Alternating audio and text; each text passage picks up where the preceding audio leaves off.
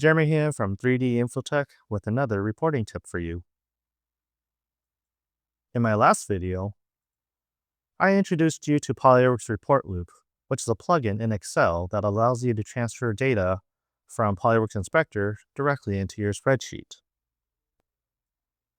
Since that video, I've inspected a few more pieces, and I want to go ahead and populate a few more sheets to reflect those new pieces. First, I'll navigate to the Report Loop tab, show my reporting tools, and connect to PolyWorks. PolyWorks will display a message if I want to update my results based on the active piece. I'll press No for now. Next, you'll notice that I see all the pieces in my tree view. And back at the top, I'll go ahead and add pieces. I have a few options for adding pieces, but I'll go ahead and add one sheet per piece.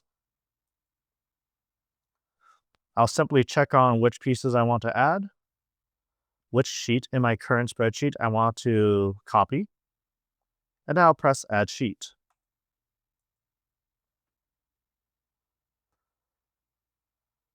As PolyWorks Report Loop is thinking, you'll see a status percentage next to each piece as each piece begins processing.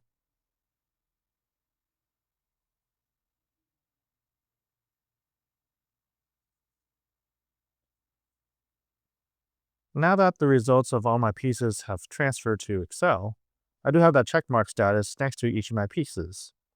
I'll go ahead and close this menu. And you'll now see for each of those subsequent pieces, they do have their own tab or their own sheet within my workbook. So that's how I can update my Excel sheet to include multiple pieces. Thank you for watching.